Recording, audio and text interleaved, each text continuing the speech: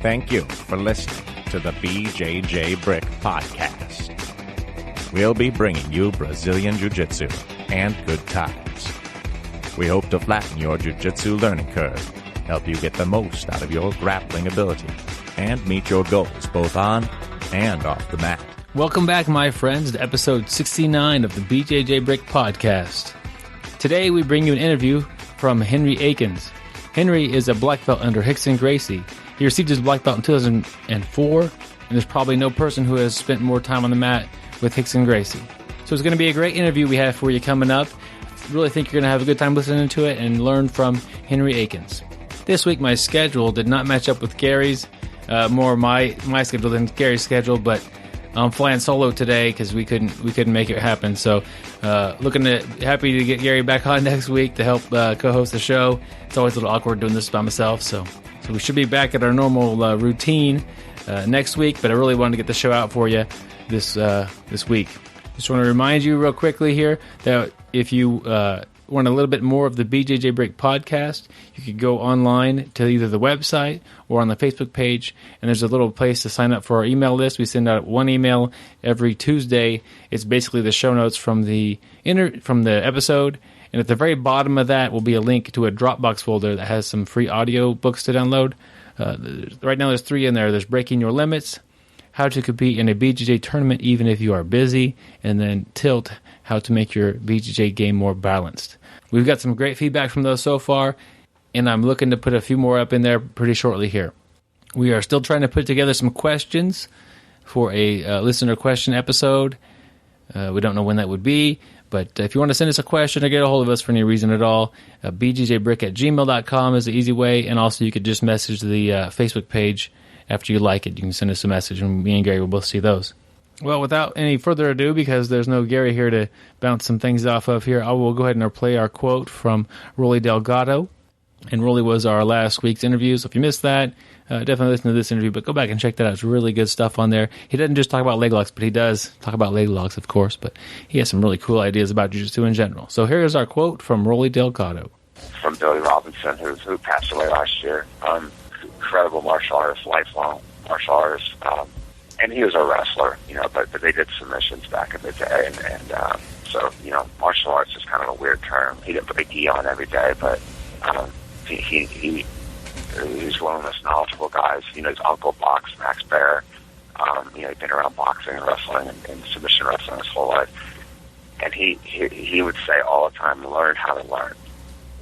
And it's important, and rather than just leave you with the quote, say learn how to learn. What you need to do is you need to learn how the body works and understand the fundamentals of the human body, basically, and then apply that to any type of takedown or sweep or guard pass that you're trying to do.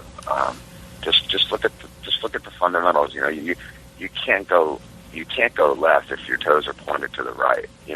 And when you're learning a new position, sometimes things don't feel right because you're just out of position.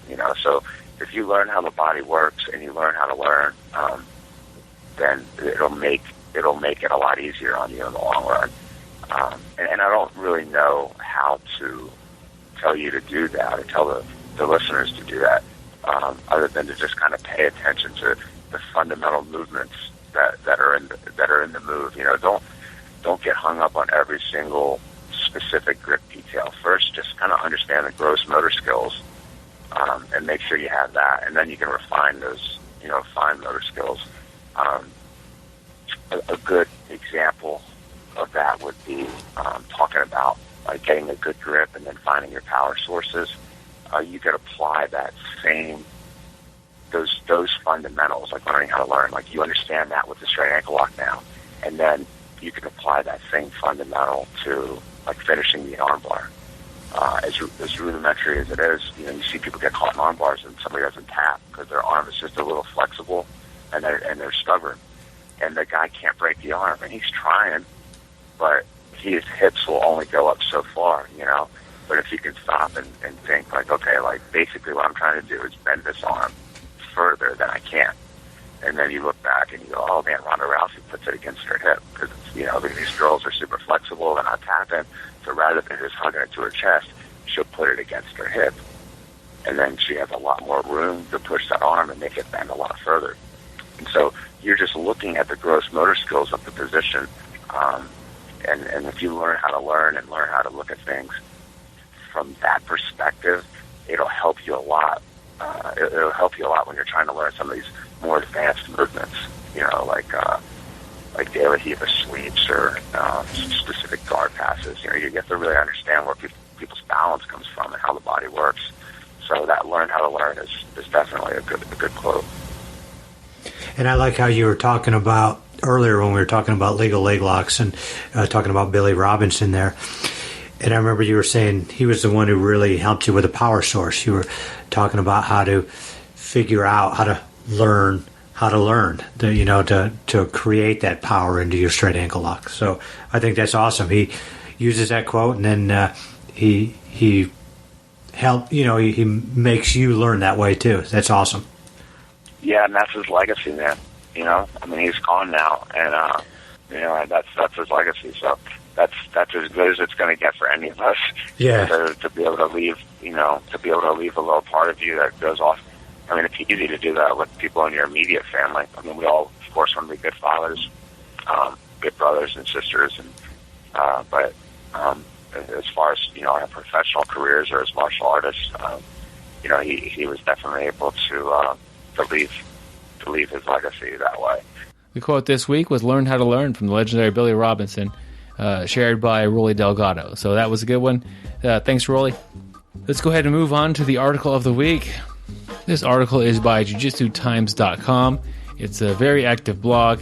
They've got lots of great articles on there all the time, it seems like.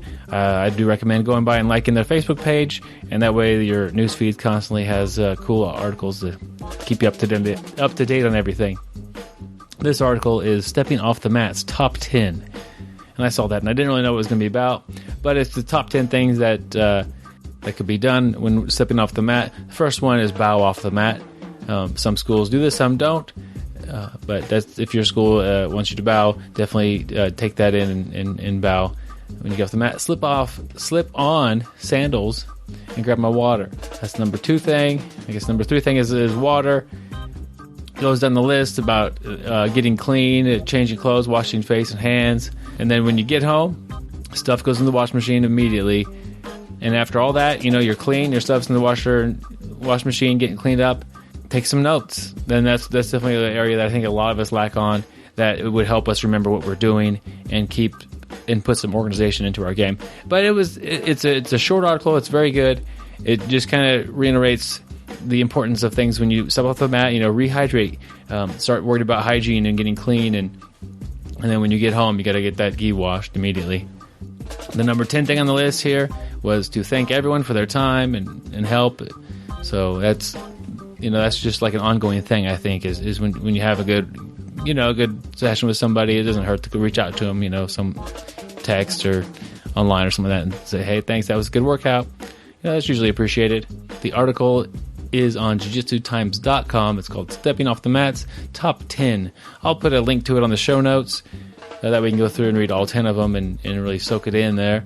And I would even throw in, after your clothes are done in the wash machine, hang them up to dry. If you are throwing them in the dryer, you're missing a step there, my friends. Hang them up to dry, and if you're going to be grappling anytime soon, and I always put, regardless of when I'm grappling next, is take a little fan and point it at my gi, and it'll help dry it out considerably faster. The quicker that it dries off, the less likelihood that it will be a little funky the next time you roll. If it's in a dark basement or something like that overnight, and the next day it doesn't quite get dry all the way, it just gives it time for that bacteria to grow, and the fan just knocks out the moisture. It really pulls it out of there. So I do recommend the fan on the hanging gi. Well, that wraps up our article. It's I'm going record speed here without Gary, so definitely miss having somebody to bounce stuff off of here and get another viewpoint from things. But good thing is, doing an interview, there's another person here, and it's not just me going solo. So that's a bonus. And not just someone, we have Henry Akins here. So that's a double. That's twice as good. Next week, just a quick little note here, we have Isaac Doderlein. He's a brown belt, and he's recently won the Europeans at his weight class, and he got second place and he is a featherweight. He got second place in the open weight class as well. So that's an amazing accomplishment for him. And next week we'll talk to him and get what's going on and kind of learn about his training routine and what he's doing to perform so well. He is the most interesting grappler in the world. He hit 88 miles per hour on his bicycle, and his flux capacitor took him to watch the first wrestling in the Olympics. His tornado guard once left the referee homeless. He holds an impressive record in death matches, 58-7. He uses the Heimlich maneuver to prevent from tapping to a choke. I don't always listen to podcasts, but when I do, I prefer the BJJ Brick podcast. Go for the submission, my friends. All right, my friends, I'm happy to bring Henry Akins to the BJJ Brick podcast. Henry, thanks for jumping on the show with us today. Thanks for having me, and thanks for sharing your time with me. It's an honor. If somebody hasn't learned about who you are yet, could you tell us a little bit about yourself? Sure. I started training jiu-jitsu in 1995 with Rickson Gracie. Received my black belt from him in 2004. Was the head instructor at his school for many, many years. And so I ended up training with him for 5 years, and now I have my own gym in West LA called Dynamix Martial Arts. And when did you open up your gym in West LA?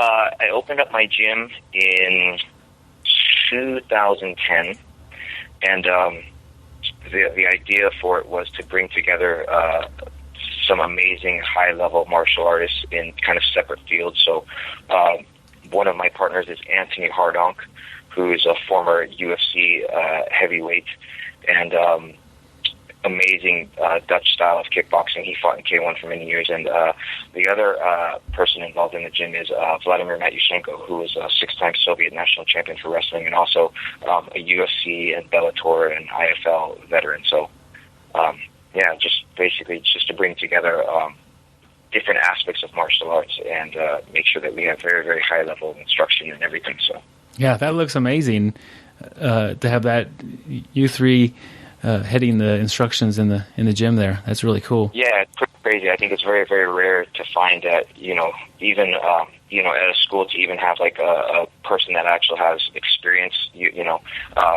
fighting and stuff like that, just to even have one person with high level of experience. And then you have, those two guys together, and then also me with my background in jiu-jitsu. So I did some research to get ready for this interview, and it seems like everybody who got you on for an interview wanted to know about Rickson and things about Rickson. I want to know a little bit about like you and how you are doing things that maybe you have learned from Rickson, or maybe how you change things a little bit to fit your style, or how, I guess his influence over what you do.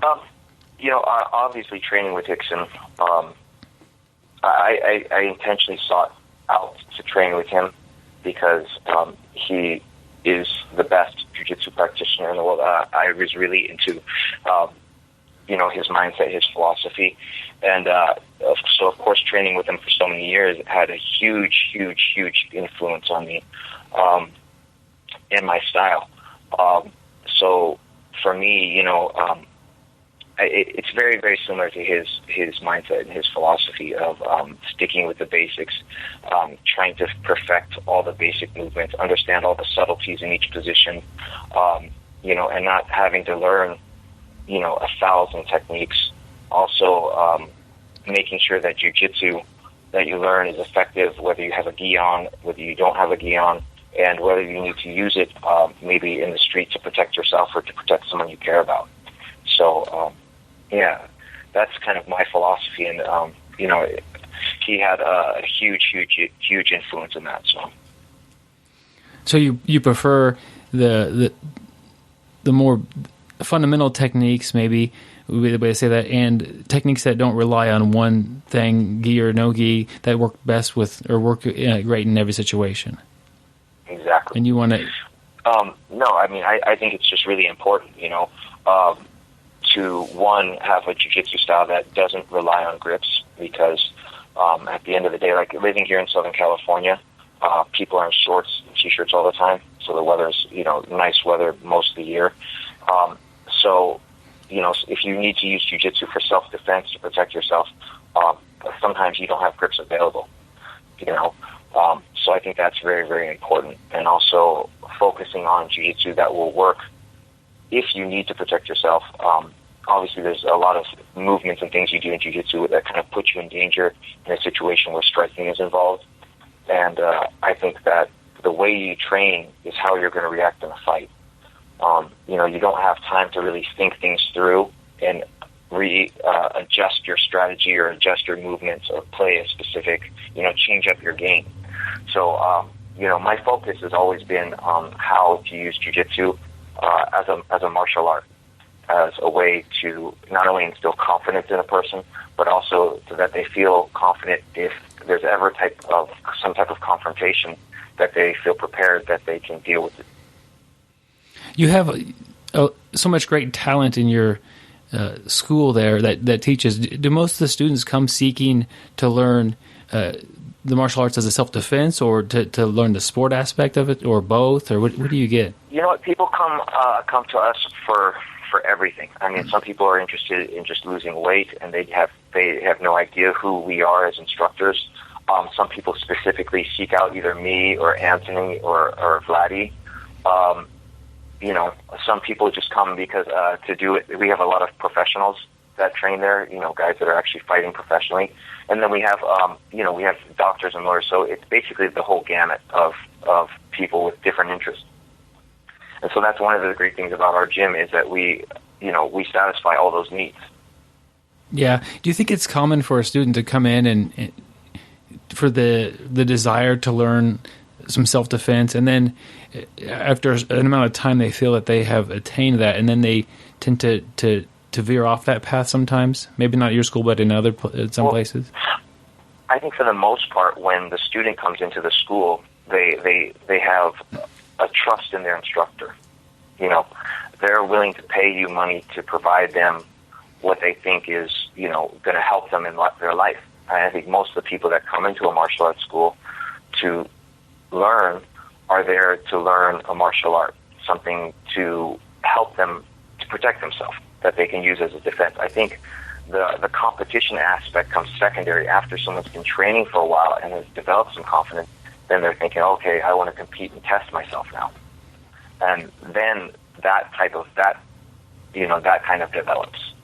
So I think for the most part, first and foremost, I think people want to learn jiu-jitsu either because they see it in the UFC or they've seen it somewhere, or they heard about Bjj Gracie, and they're like, okay, I want to do that because I heard it's really, really good for protecting yourself, for self-defense or fighting, Yeah, that makes sense, that's one of there are so many benefits to jiu-jitsu, but that's definitely one of the big ones, and one of the big draws to get people in the door would be there's so many benefits of jiu-jitsu. It's crazy, not only the health benefits, I think the relationships that you develop and build in jiu-jitsu is really, really strong. There's so much of a team spirit and so much camaraderie between training partners. I think one of the things that you really develop when you start training is trust in the people that you're training with, that when you tap, they're going to let go, and that they're not going to hurt you, so that just giving trust to other people kind of develops a bond. Most of my best friends come from jiu-jitsu.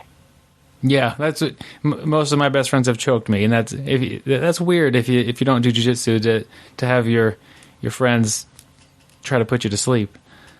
Yeah. Could you describe your style of Brazilian Jiu-Jitsu, what you like to do when you're grappling?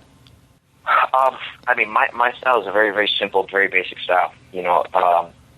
I focus on the fundamentals. I think the fundamentals are the most important thing. In Jiu-Jitsu, having just very, very strong fundamentals. I don't do too much sporty type movements. I don't do too much gripping in my game, like holding sleeves. Actually, when I pass the guard, I don't even hold the knees or control the gi pants, much. So, it's just a very, very basic, simple style, but there's a lot of little subtleties and nuance in it that really, really make it far more effective And that's what I kind of focus on teaching. That's kind of my specialty, is kind of reteaching the basics to people so that they're super effective and it becomes effortless. I think that's what everyone kind of gets involved in jiu-jitsu for. They heard it's all based on leverage and no strength, and it's created for smaller guys to be able to overcome bigger, stronger opponents. And I genuinely believe in that. I think that jiu-jitsu, you don't need strength. It's all about timing, using the right technique at the right time. Using the right technique at the right time. That's... Yeah. So it's not about speed, and a lot of people think you have to be fast, which it's not exactly about being fast. It's about timing, which is something different. It's being able to apply a technique at a certain time, or being able to take advantage of opportunities when they present themselves. So maybe, correct me if I'm wrong, but if somebody is faster and they have the attribute to them, do they have like a larger window that their timing will be effective versus somebody who's a little slower? No, not at all. Because, okay. Here's the thing is you can be patient, you can be slow and patient and be waiting for the person to do something or set them up to do something. And when you know it's coming, you're just ready for it. Sometimes the guys that are really, really fast, what they end up doing is they just end up wasting a lot of energy. Yeah. Because they think it's all about moving really fast, trying this and trying that and trying this, and nothing works. And so what happens is they're just kind of moving around, scrambling, struggling, wasting all their energy instead of being patient and waiting for opportunities to present themselves and taking advantage of them at that given time. That's really a cool way to think of that and to look at that. I really appreciate that. You mentioned earlier that you don't like to even like grab the gi pants when you're passing sometimes. Would it like if you wanted to pass somebody's guard, would it be like a slight advantage to do that, but you're putting that away and not using that to get your game to be the same both with or without the gi? No, actually I think sometimes it's a disadvantage to grab the pants.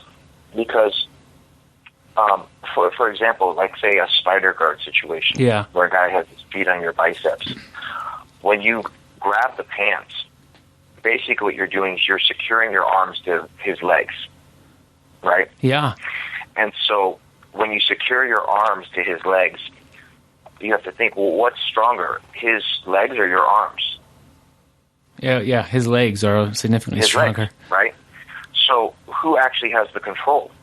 If he wants to move his legs around, he's going to dictate the movement of your arms, right? Now that you're attached to the legs, now that you have locked your arms onto his legs, if he starts to move his legs around, he's the one that kind of has the control.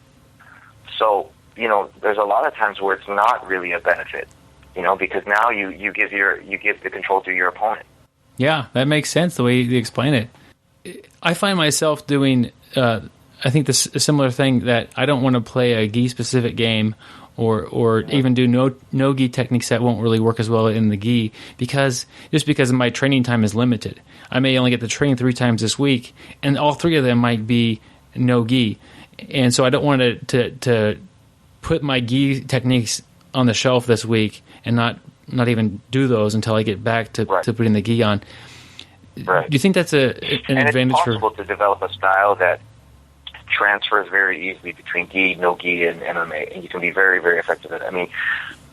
Rickson's style was very, very basic and simple, and he competed in MMA, amazing in no gi, obviously, and every world champion that came through our gym through the 15 years that I was training, he literally obliterated, played with, and these are world champion black belts in their prime, young, 10 to 15 years younger than him. And, I saw him playing with them. So that was kind of reassurance for me that I didn't need to learn, I didn't need to develop all these tricks in jiu-jitsu. That if I focused on the basics and focused on the subtleties and really, really developed these, certain movements to a high level, I could have a game that would be super, super effective. And, it's like Bruce Lee said, he doesn't fear the guy with 1,000 kicks. He fears the guy with one kick that he's done 1,000 times.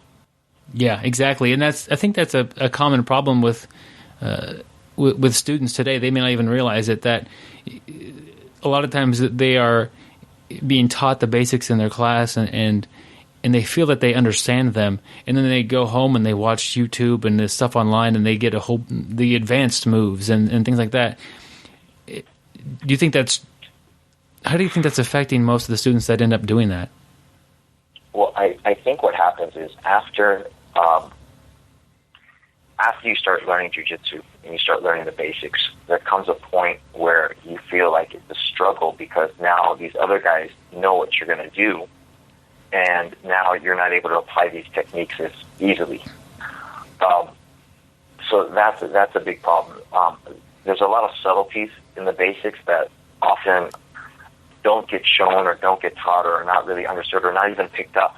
Sometimes you teach a class and the student picks up, 40 or 50% of the information that's actually given by the instructor. Then, you see that class again and then you pick up another detail like, I never saw that before. I never noticed that before the first time I saw it. And, each time you kind of pick up more and more and more. And so I think if you focus on developing the basic techniques, you just keep getting better and better and better at it. I think people give up too easily because they feel like, oh man, it's not working anymore, so this move doesn't work. Yeah. When actually it works, you just haven't perfected it to the level that you need to be able to get guys with it. Get these guys that are, catching up to you. And that is that's a good spot in your development, because it's shown how far you've taken that technique, and now you need to make another clear advancement in right. Maybe some fine tuning or some timing differences that will take. And it's either a timing situation, right, that you're maybe applying it either too soon or too late, or sometimes it's a situation where you need to set the opponent up. You kind of have to lead them into it. So do something, have them react, have them resist, and then the movement becomes available. So that's what I always kind of try to look for. Is if it's really a struggle to do, either my timing was off, or I didn't set him up. I didn't make him give it to me. When you say set up, are you trying to you present two options for me, and one way you'll armbar me, one way you'll choke me. To react a certain way. Yeah, that's going to give me what I want. Okay, but you still have the original goal of that one move, not like a second idea that will, if he still doesn't do it, you can go to the second thing. Does that make sense?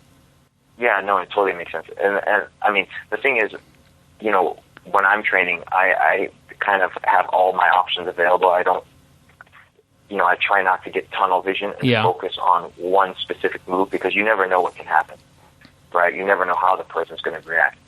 But in jiu-jitsu, by putting people in different situations or pushing, sometimes you realize, okay, if I push this person, he's going to push me back.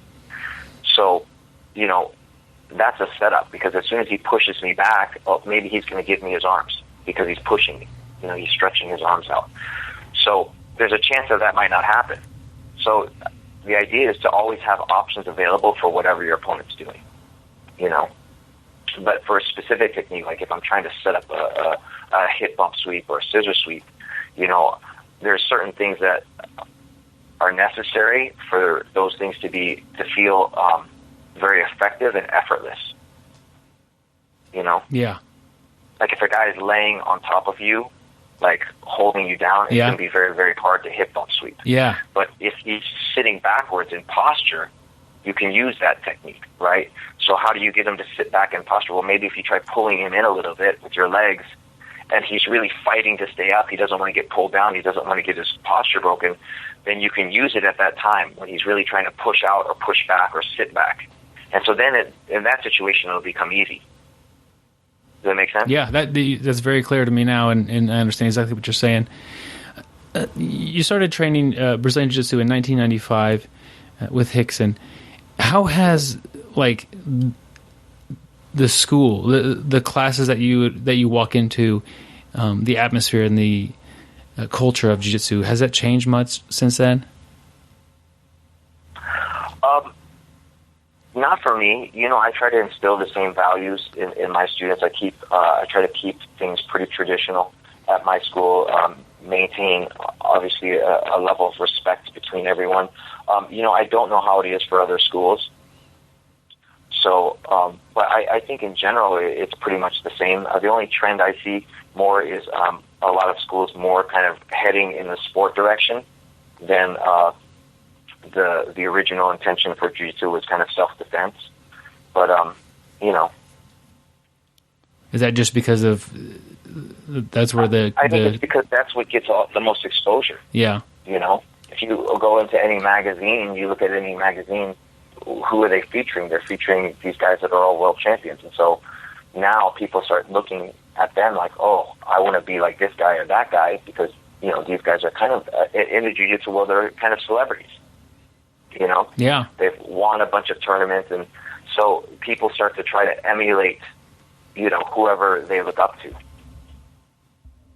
And, and those guys are all the sport guys.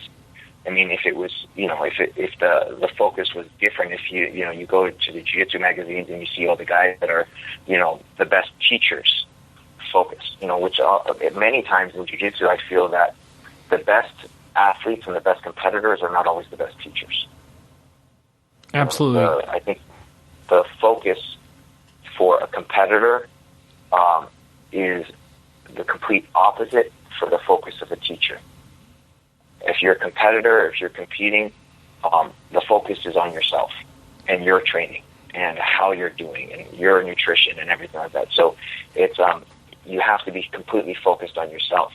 As a teacher, your focus is on others. Your focus is on your students and how their training is going and what they're doing and how you can fix them and help them, Yeah, that's I've never heard of that outlook on the teacher versus the competitor. But that makes a lot of sense. Yeah. Do you a think lot of these guys that are competing, they're one of the things that they have, they're so naturally, they pick jiu-jitsu up very, very quickly. They're naturals at it, that they never really had to struggle and think about it much. So to be able to pass information on to others, like I always tell people, teaching is a skill in itself. And teaching is the ability to pass information on from one person to another. It's not something that comes natural. It's something that actually has to be developed. Some people are better than others, but the more you do it, the better you get at it. So, and even for me, my teaching has improved. I mean, I've been teaching since I was a blue belt, and, every year I get better and better and better as a teacher. What, looking back, if you're able to think about it, why were you given the role as teaching so early on? Early on, I picked it up very quickly, and I was spending a lot of time doing jiu-jitsu. My whole focus was just jiu-jitsu. The whole reason I moved to LA was to do jiu-jitsu, and I completely immersed myself in it to where I was spending about 60 to 70 hours a week at the academy. So originally, that's why I was kind of given that role as a teacher. But I think after a while, I started to develop that deep level of understanding. I had a very, very good knowledge of it. And so I think Rickson trusted me to teach and pass on that information. Do you have any advice for somebody who's entering into that role of going from just a student shows up every day to maybe being asked to teach a class here or there, that when the teacher's out of town, or how to pick up that skill or that trait? You know what I do for my students? I just started this actually not long ago, is an instructor program. So with the instructor program, what I do is I kind of get my students together and I'll go over a very specific class. And so I kind of have a curriculum of classes that I'm developing, and so that the techniques flow in a logical order, and that I can point out the elements that are really, really necessary, the kind of little details that really help make the technique effective. And also I let them, the guys that are there for my class, ask me questions, because the idea is to make them feel confident. As a teacher, that's one thing you have to have, is confidence in your jiu-jitsu. And if you don't know something, it's very difficult for you to have confidence. So I try to instill as much knowledge as I can in my students, in my guys that I am trusting to teach my classes, so that they feel comfortable. And I always tell them, if you don't know the answer, it's okay. we can always come and ask me and just say, hey, I don't know the answer right now, and let me get back to you. So they don't feel the pressure of having to know everything. A lot of times as an instructor, people feel that pressure. It's like, oh, if I don't know it, people are going to think I'm dumb, or I don't know what I'm doing, or I don't know what I'm, talking about. So you've arranged some like predetermined classes, and you kind of get a small group to teach people how to teach these particular classes, and then they teach people how to teach. Yeah. Exactly. Which is important, because it's completely different than participating in a class where you're doing movements, where you're just repping technique. It's teaching. It's how to teach other people. How to explain things in a way that people understand. How to explain things in a format and things to point out to get things to work. And as you start teaching, you'll start to see that it's really common that students have a problem doing this, or they have a problem doing that. So how to fix that, Yeah, I think it's a great way to help develop the leadership in your school. You're helping them off the mat as well as they learn this skill of how to teach somebody, and that confidence. It's going well beyond the original intent that they had showed up for, whether it be self-defense or to get in shape. Yeah, and that's the other, obviously, goal for me, is to instill confidence in my students, confidence in my instructors. I think it develops a lot of spiritual growth, when you develop confidence in yourself and you feel better about yourself, you treat those around you better. So I think it has a huge effect, not only on the individual, but the community and everyone in their lives. If you feel good about yourself, you can treat others in a good way. Yeah, exactly right. And you mentioned earlier that just something about jiu-jitsu is like the relationships that you build, and that definitely plays onto that and interacting with people. Right. Yeah. How do you adapt for the self-defense aspect of jiu-jitsu during training, or how do you guys prepare for that?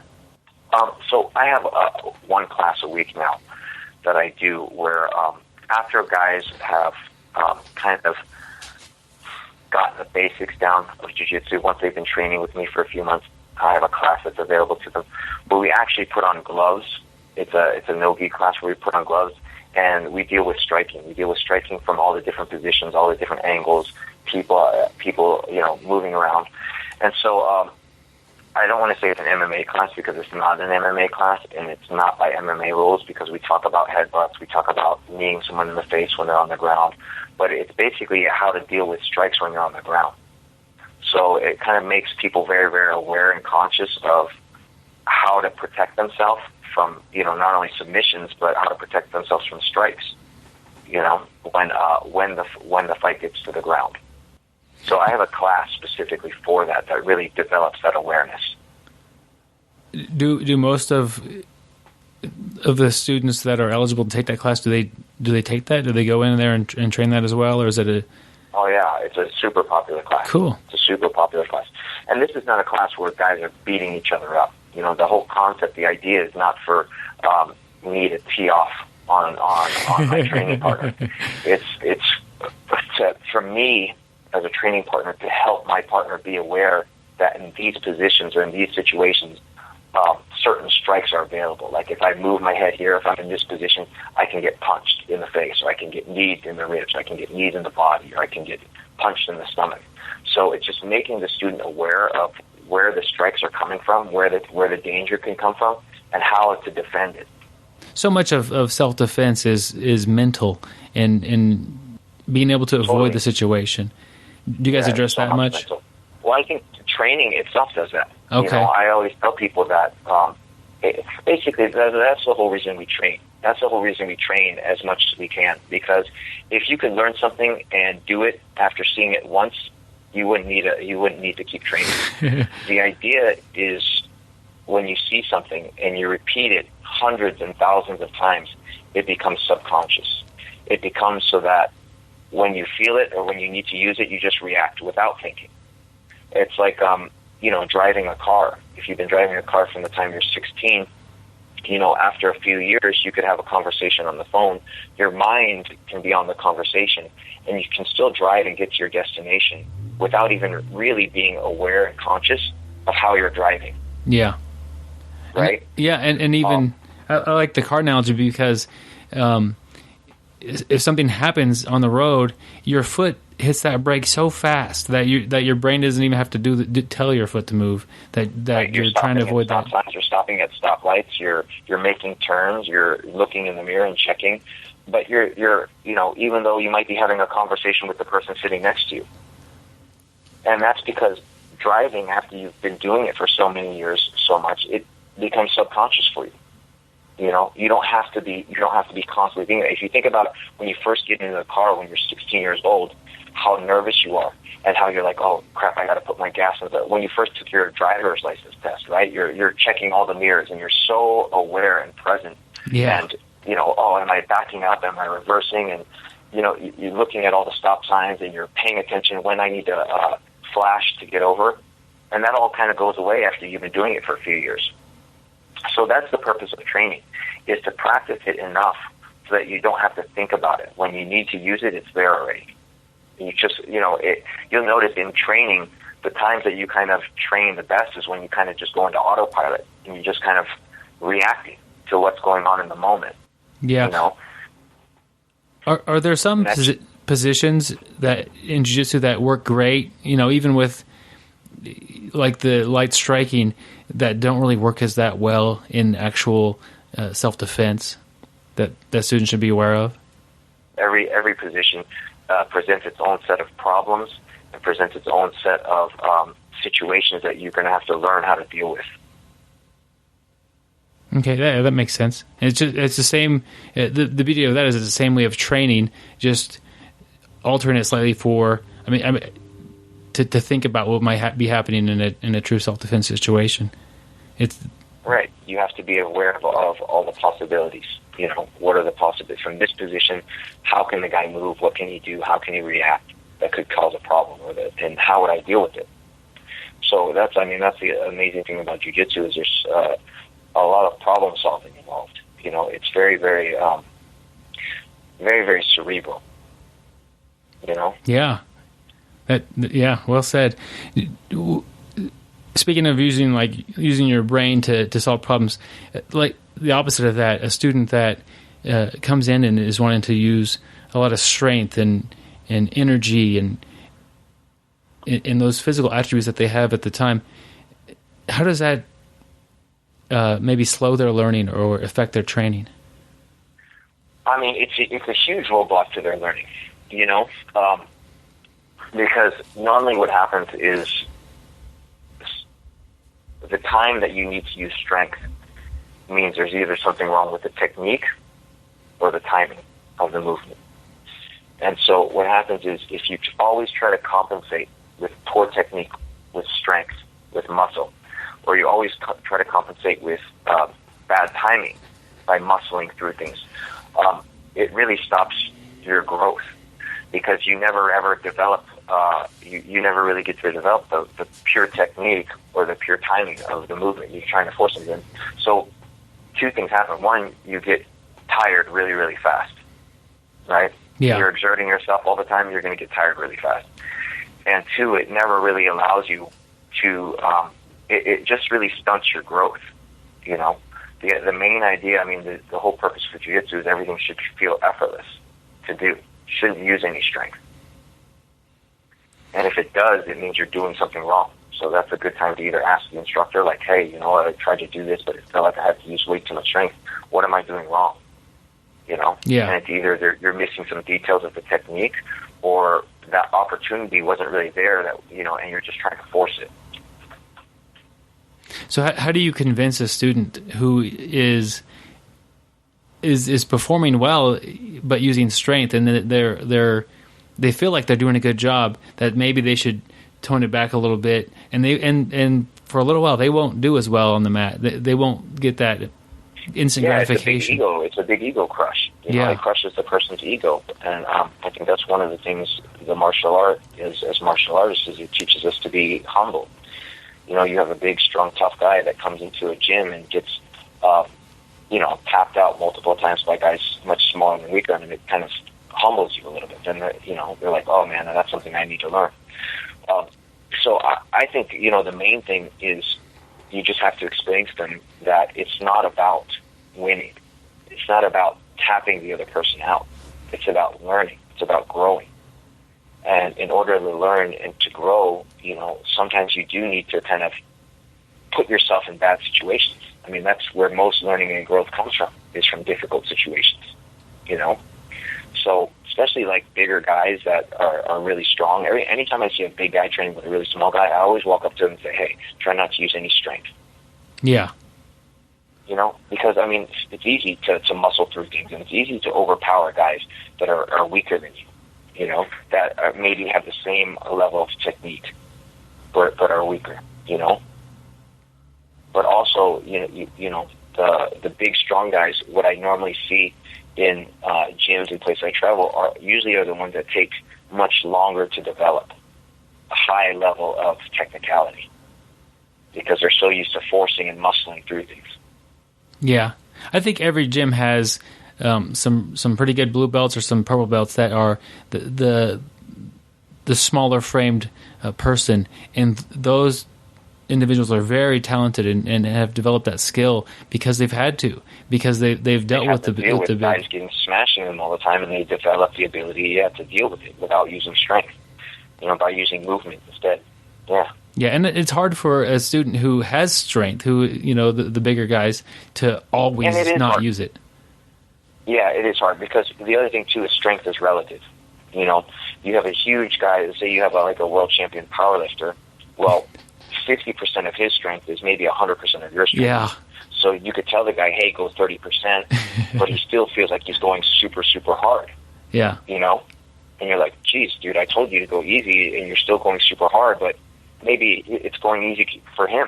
Maybe for him he's not really using that much strength. So it is hard.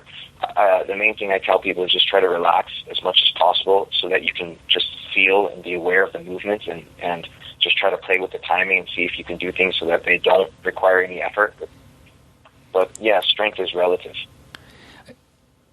It seems like newer students have a hard time figuring out what is like if you roll with them and you put pressure on them, they feel like you might be using strength, but it's really not the same thing. How would you describe the differences? I mean, there's different ways of applying pressure. There's, I think, applying weight. I think there's being a little bit rigid. You can apply pressure from different things by just tensing your muscles a little bit. And then there's really trying to force things, like muscling through everything.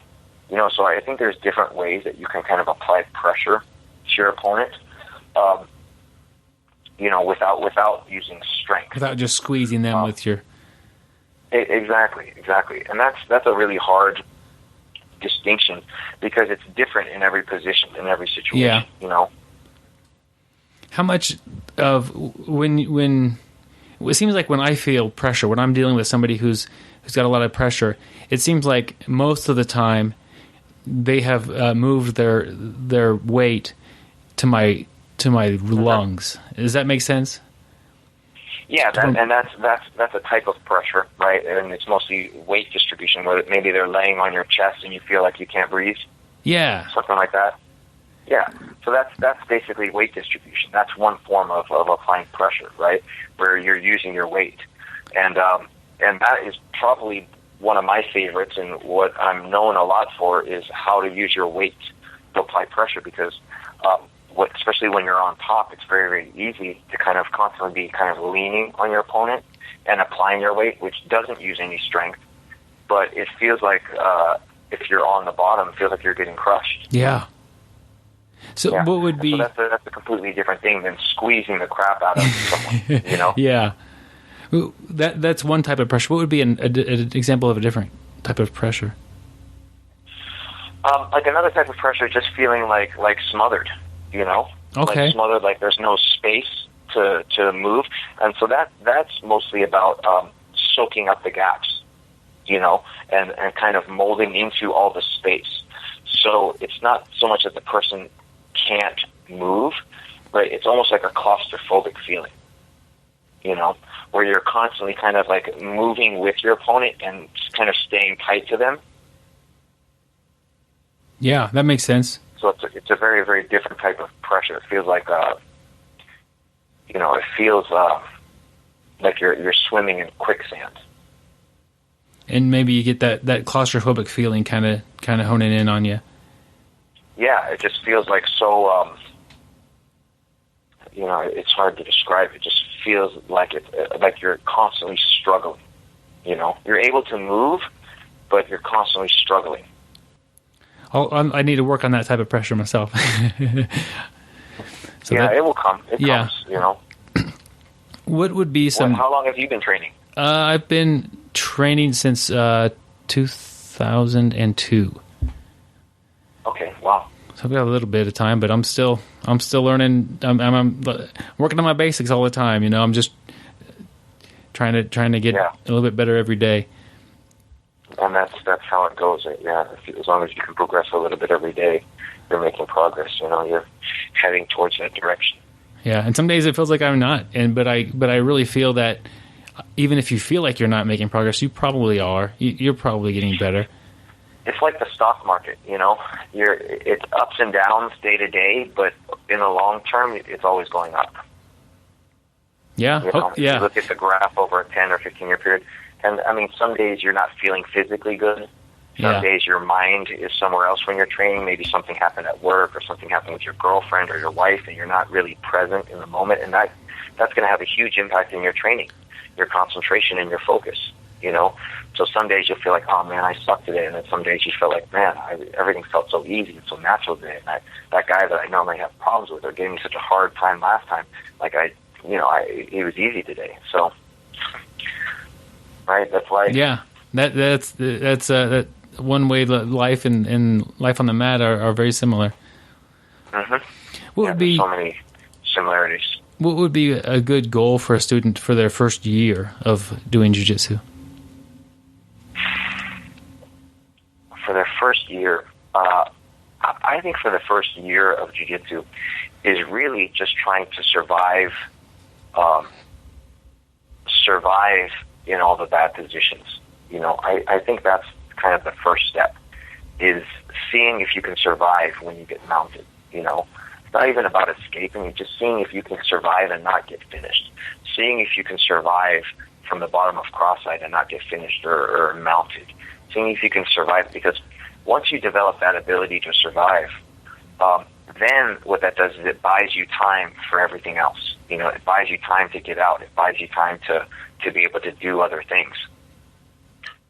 Yeah, that's perfect, because I remember my first year, and I'm sure most people do, you learn a great armbar from mount, and you never get mount. And it just doesn't happen. So that I can't even try my technique, but you're always going to be put in a bad spot, especially your first year. Right. And well, that's the thing. Like you learn an arm lock your first class, which I'm not saying is wrong to teach someone an arm lock their first class, but say you learn an arm lock your first class, and then you go into the class and everyone's better than you. You're not even going to get to really try that technique out. Yeah. What happens most of the time when you're new, you're going to be ending up in all the bad positions, right? Why? Because everyone there is already better than you. And so that's the main thing, is just learning to survive in those bad positions, and eventually you'll have time to get to good positions. And then once you can get to the good positions, then the focus is on maintaining those good positions. Then once you can maintain those good positions, then it's understanding how to finish from there. That sounds like a great roadmap or a great plan to get success on the mat. Yeah. I think that's the natural progression of things anyways, Yeah. That's why you see so many guys really have a good guard where other areas of their game are lacking, is because from the beginning they learn to be comfortable on their back. They learn to be comfortable on the bottom because that's where you start out.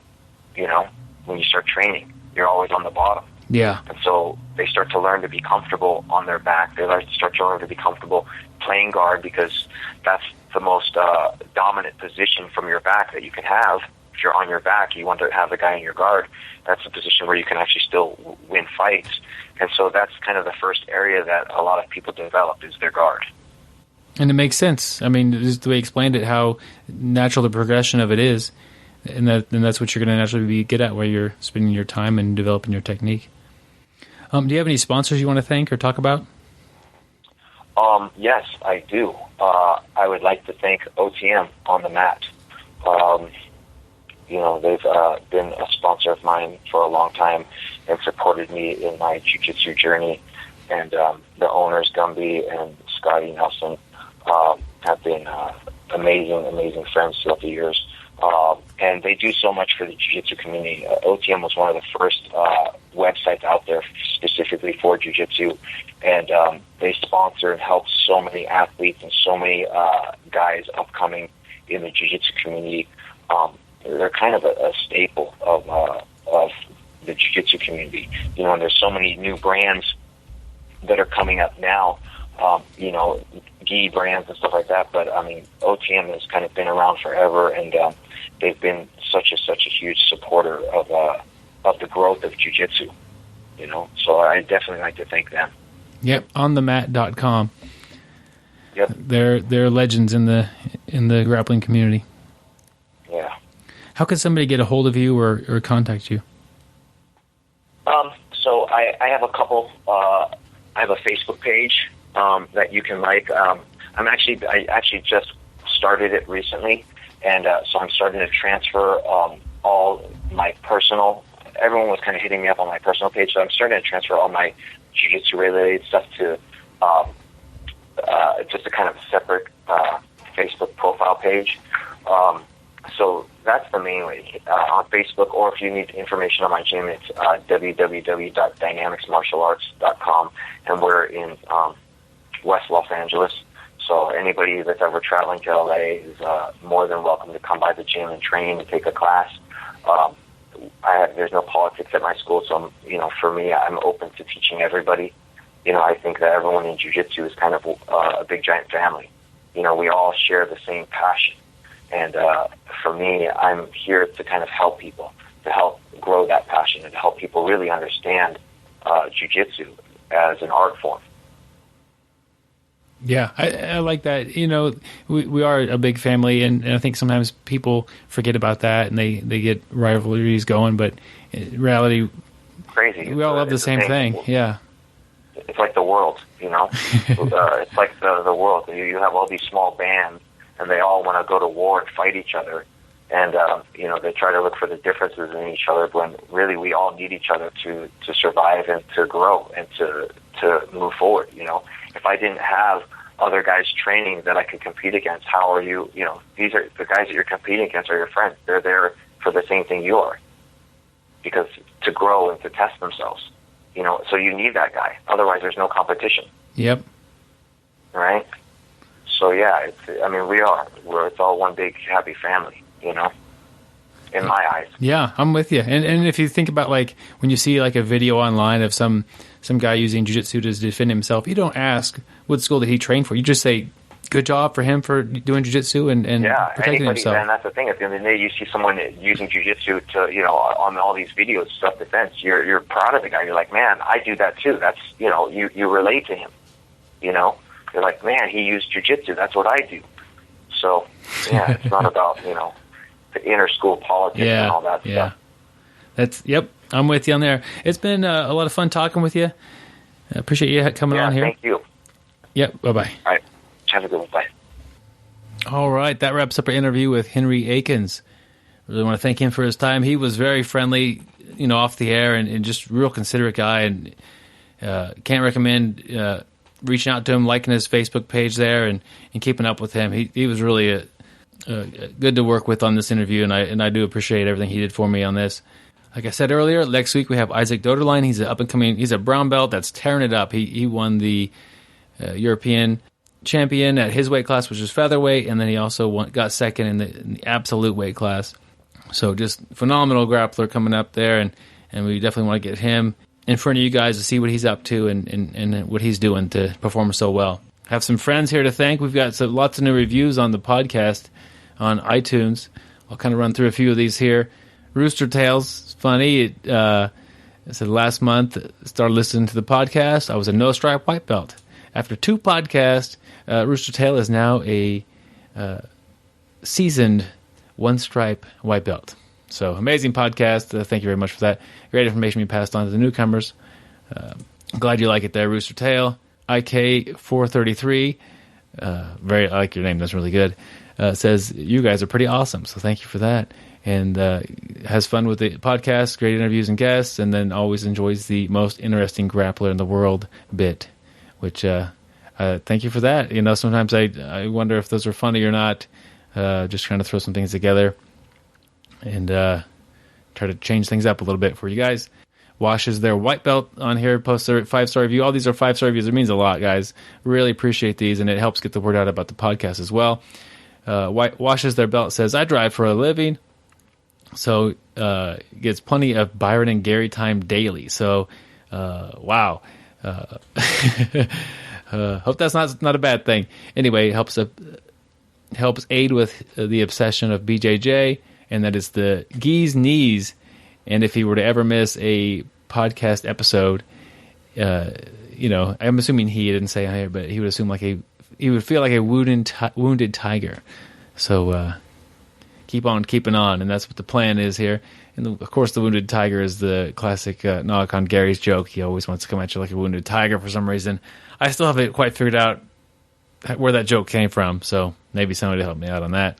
The last podcast review on iTunes I'll read for you here real quick is from TX Grappler. So Texas Grappler, the first thing you notice about the podcast is the friendship and respect Gary and Byron have for one another. The show is not just fun, but very informative to the listener. This podcast gives great insight on the mindset of BJJ practitioners, and it's great for setting white belts on a good path, as well as reminding black belts why they got started. It goes on, but I really appreciate that. That means a lot, and Gary and I are good buddies, and I don't think we could have done this as long as we have if we weren't. So it's ironic to read this on the episode without Gary, but he'd be happy to hear this one as well.